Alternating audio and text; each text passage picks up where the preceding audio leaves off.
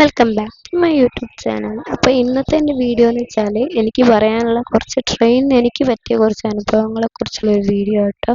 അപ്പോൾ നിങ്ങൾ നിർബന്ധമായി ഈ വീഡിയോ ഫുള്ള് കാണണം. ഞാൻ നിസാമുദ്ദീൻ എക്സ്പ്രസ്സിലാണ് ആഗ്രയിലേക്ക് പോകുന്നത്.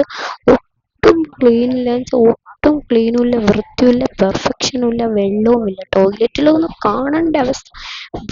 ഫുഡ് കഴിക്കുന്നിടത്തും ഫുഡിൻ്റെ വേസ്റ്റും അതും ഇതും ഒട്ടും ക്ലീൻ ആക്കുന്നില്ല. നമ്മൾ സാധാ ഒരു എക്സ്പ്രസ് ട്രെയിനിലൊക്കെ കയറുന്ന കുറച്ച് ലോങ് ഒക്കെ പോകുന്നത് ഇത്ര നല്ല നീറ്റും കാര്യങ്ങളുണ്ട്.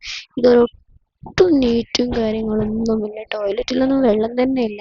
അപ്പോൾ ഒരു കാരണവശാലും നിങ്ങൾ ആരെങ്കിലും ഡൽഹിയിലേക്കോ ആഗ്രയിലേക്കോ വരികയാണെങ്കിൽ ഒരു കാരണവശാലും നിസാമുദ്ദീൻ എക്സ്പ്രസ് ട്രെയിൻ ഇത് കയറും.